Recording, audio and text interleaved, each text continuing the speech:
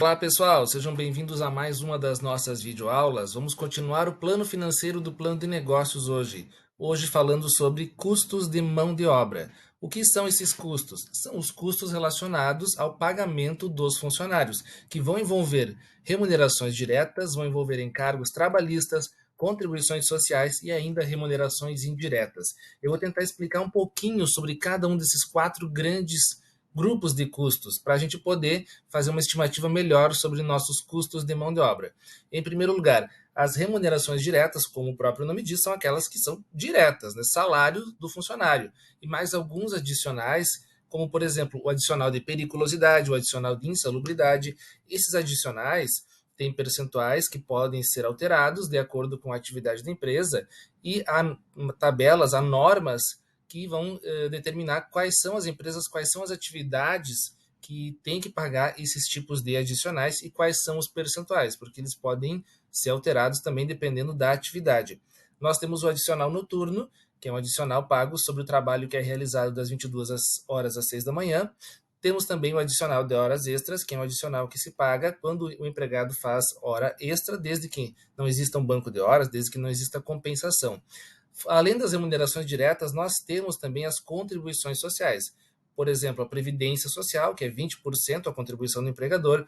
Temos ainda o seguro de acidente de trabalho, temos o salário de educação, o Sistema S, né, Senai, Senac, Sescope, dependendo do tipo de empresa, se ela for uma empresa industrial, por exemplo, vai pagar um percentual para o Senai, que é da indústria. Se for uma empresa comercial, vai pagar para o Senac, que é do comércio, e por aí vai. Temos um percentual que vai para o INCRA, um percentual que vai para o SEBRAE, e um percentual que vai para o FGTS, que é o Fundo de Garantia por Tempo de Serviço, que é uma conta em que o empregador tem que depositar 8% do salário do empregado todo mês lá na Caixa Econômica Federal. No entanto, nós temos que ficar atentos, porque a legislação do Simples vai alterar bastante a forma como a gente faz essas contribuições.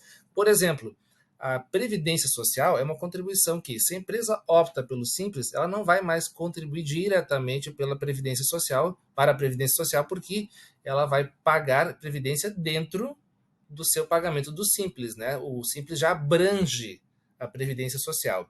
Então, o Simples, para quem não conhece, é um regime de tributação que vai tributar empresas de acordo com o seu faturamento. E a alíquota, ou seja, o percentual que é cobrado em cima do faturamento da empresa, é alterado, ele aumenta conforme aumenta a faixa de faturamento da empresa. E dependendo também do ramo de atividade da empresa, esse percentual vai ser alterado, mas é um percentual que incide sobre o faturamento da empresa. E vai abranger vários impostos, por isso vai simplificar a vida do empregador, ele vai pagar de uma vez só. Então ele paga uma alíquota X para o Simples, e dentro desse pagamento já ficam implícitos outros pagamentos, né, como o da Previdência Social. E no caso da opção pelo Simples, a empresa também vai ficar dispensada de pagar salário de educação, Sistema S, né, Senai, Sescope, Senat, o INCRA e o SEBRAE, certo? Então a gente tem que levar isso em consideração. Os encargos trabalhistas, como o 13º salário e férias, mesmo que a pessoa não termine o ano, né, e não usufrua diretamente desse 13º salário ou dessas férias, a empresa vai arcar com esses custos, porque o empregado receberia proporcional caso pedisse demissão antes de usufruir desses benefícios. Temos também o adicional constitucional de férias, que é o famoso terço das férias, que incide sobre o salário das férias. E ainda há as remunerações indiretas, como licenças, há vários tipos de licença previstas, há feriados, há aviso prévio e há o descanso semanal remunerado, que é um dia por semana que o empregado tem direito a usufruir de descanso segundo a nossa legislação. Nós costumamos utilizar o domingo, não necessariamente tenha que ser o domingo, certo? Então, dependendo do tipo de empresa, esses percentuais vão mudar, se faz opção pelo Simples, se não faz, né? Se o seguro de acidente de trabalho, por exemplo, pode ser maior para algumas empresas, pode ser menor para outras. Então, dependendo do ramo de atividade, dependendo do faturamento da empresa e da opção tributária, esses percentuais vão mudar. Na planilha que a gente está organizando para o custo de mão de obra, a gente vai tentar fazer primeiro uma previsão de qual vai ser a alíquota, ou seja, qual vai ser o percentual que vai incidir sobre o salário, e então nós vamos simplificar o nosso cálculo apenas multiplicando o salário por esse percentual, né? Tem cargos que tem que representar o somatório de todos os encargos. Vamos lá para a planilha para vocês entenderem um pouco melhor. Vim aqui para a planilha, aquela planilha que nós já tínhamos iniciado nos vídeos anteriores, e aqui nós temos o item 9, que é a estimativa dos custos de mão de obra. Aqui nós podemos colocar um custo diferente para cada cargo. Por exemplo, na nossa empresa, que é uma empresa de confecções, vou inventar aqui, tem o costureiro tipo 1 e o costureiro 2. Então, nesse tipo 1 nós temos 2 empregados e no tipo 2 temos 3 empregados. O salário mensal do primeiro grupo é 2.000 e do segundo grupo é 2.500.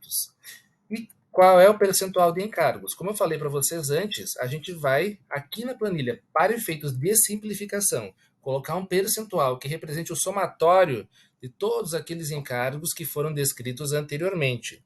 Eu fiz uma breve pesquisa na internet e eu vi que uma média para as empresas optantes pelo Simples é que os encargos sejam em torno de 33%, sendo otimista, tá?